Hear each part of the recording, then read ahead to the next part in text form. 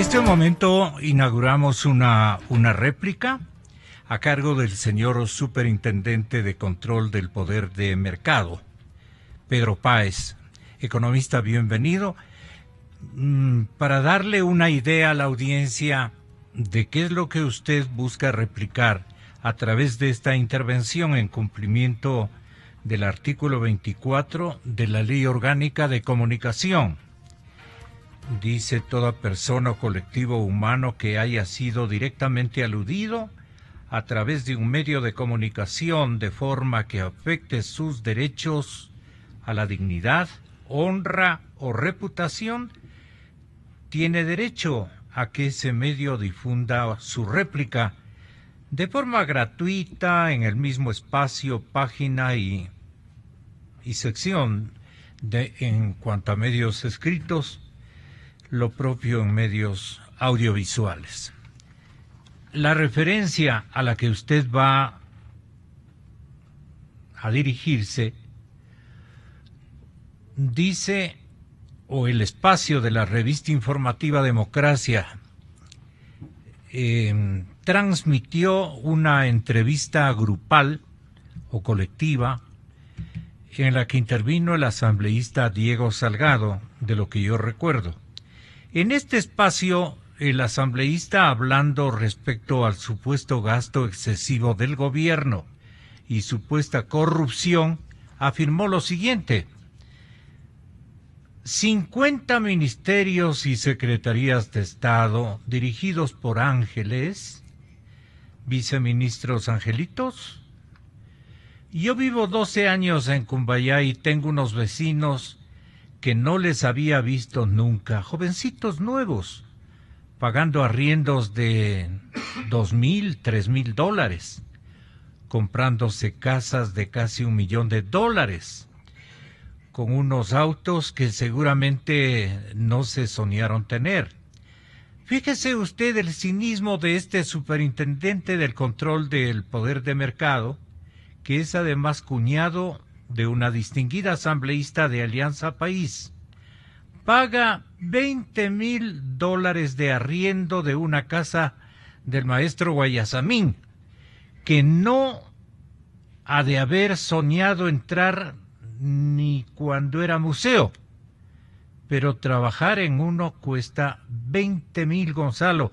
Entonces no solamente es la corrupción de lo que se pueden embolsicar, de lo que meten la mano en el bolsillo, sino el irrespeto.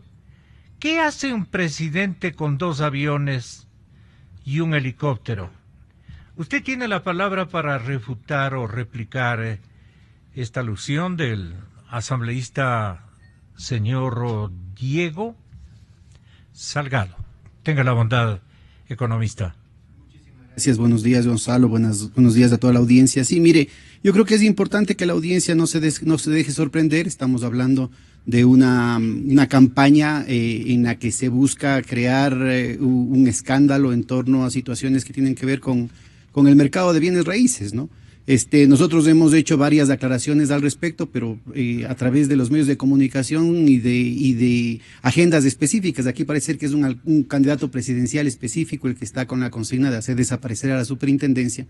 ¿Por qué no le interesa, por ejemplo, el que se haya logrado el que en un año estén $600 millones de los productos de la economía popular y solidaria en las brechas de los supermercados, o que se haya podido poner una multa de cerca de 140 millones a una de las grandes transnacionales en el tema de la telefonía y la comunicación, que se haya podido por fin crear las condiciones en el mercado para la innovación que permite que por fin en el Ecuador podamos igualarnos en lo que tiene que ver con 4G, con banda ancha, con el Internet de calidad? Que no le conviene, por ejemplo, el que se hayan podido corregir, inclusive ya con un tema que involucra una transformación de los comportamientos empresariales, ese código de ética en el que las grandes cadenas farmacéuticas se comprometen a corregir los comportamientos anticompetitivos que en los años anteriores habían permitido que la mitad de las boticas de barrio desaparezcan, el que se pueda haber puesto freno a ciertas posiciones de los bancos que en algún momento establecieron una situación que podía haber dado lugar a una corrida bancaria por razones políticas, o el que se haya podido parar por lo que pasó hace un año, ¿no? El tema de que en marzo, con el pretexto de las sobretasas arancelarias, se intentó acá provocar lo mismo que se ha estado haciendo en otros países para doblegar a la gente a través de la manipulación de los mercados, por ejemplo, subiendo los precios en el 30, en el 40%. Entonces, o lo que pasó ahora con el pretexto del terremoto, que la gente ciertos sectores empezaron a querer hacer su agosto en marzo, ¿no? En abril, planteando el asunto de que había desabastecimiento, empezaron a subir los precios. Entonces, mire, todo esto justamente ha logrado ser transformado precisamente por el proceso de organización de la sociedad, los comités de usuarios, los observatorios ciudadanos, que dentro del marco legal que es lleno de luces y sombras, en la Ley Orgánica de Regulación y Control del Poder de Mercado, nosotros no tenemos, por ejemplo, ninguna atribución, como algunos sectores que intentan desinformar, insisten varias veces, por ejemplo, para fijar precios. No tenemos ninguna atribución al respecto, no tenemos atribuciones para dividir una empresa, como es el caso de la legislación norteamericana. La ley Sherman de 1890 permite dividir una empresa. En el caso del Ecuador, nosotros no podemos actuar sobre la estructura, solamente podemos actuar sobre el comportamiento. Pero me parece que han habido transformaciones muy notables en lo que tiene que ver con la actitud, la dinámica de los mercados, tanto desde el punto de vista de los productores como desde el punto de vista de los consumidores. Entonces, mire, se plantean cosas como que... La crítica es por el costo del arriendo y no... Sí, no pero que básicamente lo que les interesa es que desaparezca la superintendencia. Mire, ahora yo puedo hablar porque en semanas anteriores estábamos en una situación muy delicada. Esta campaña coincide con una circunstancia en la que por las razones fiscales que todo el mundo conoce, se habían dejado de pagar los últimos 5 meses de arriendo y estábamos a punto de ser desalojados de las instalaciones. Entonces, esto coincide, ¿no es cierto? Porque lo que intentaban nosotros hemos hecho un esfuerzo enorme de reducción de costos. De hecho, entre el año anterior y hay una reducción del 20% en los costos, entre otras cosas, que hemos logrado una digitalización completa, un proceso de reingeniería de procesos que reducen los costos de manera formidable y permite un proceso mucho más eficaz en el procesamiento de los. Ahorita estamos con 462 casos que hemos venido tratando en estos 3 años y medio.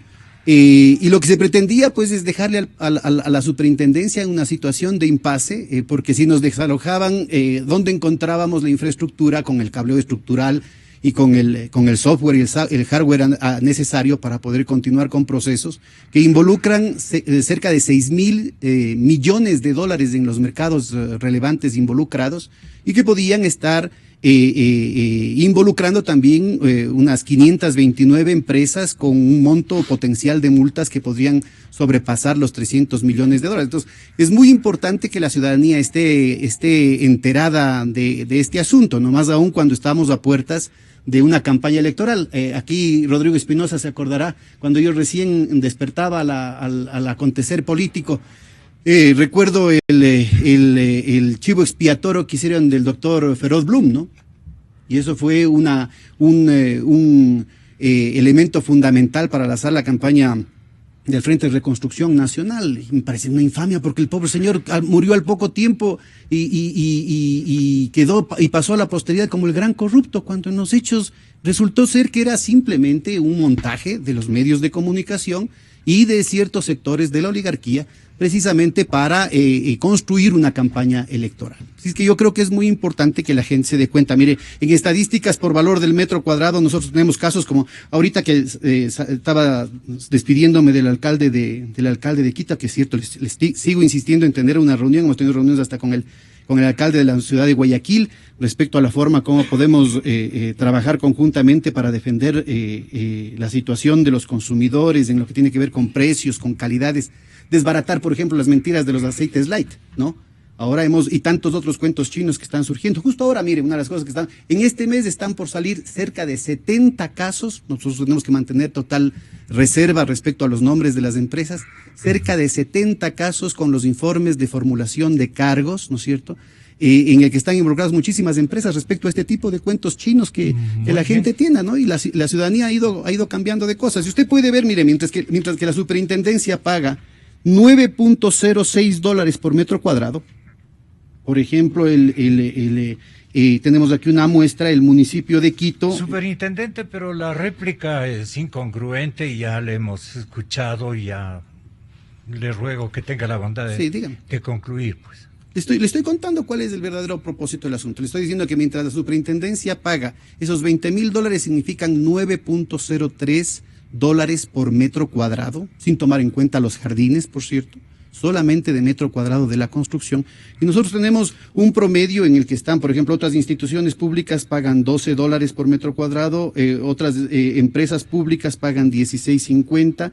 Los municipios, ¿No le ha por ejemplo, reclamado el presidente 23.6%? Tal vez por estas permanentes críticas que han elaborado algunos ciudadanos. No hemos tenido este problema, le digo. Le estoy insistiendo porque aquí están las estadísticas, ¿no? Es decir, por ejemplo, los municipios están pagando $23.6. Está bien pagado. Es lo que cuesta el metro cuadrado de construcción, por favor. De acuerdo, incluso a los cálculos que ustedes han realizado. Sí, eso está, mire, es obligación de todas las entidades públicas el transparentar esas cifras. Y en el caso de la superintendencia, eso está público desde el año 23. Equivocado, ¿no?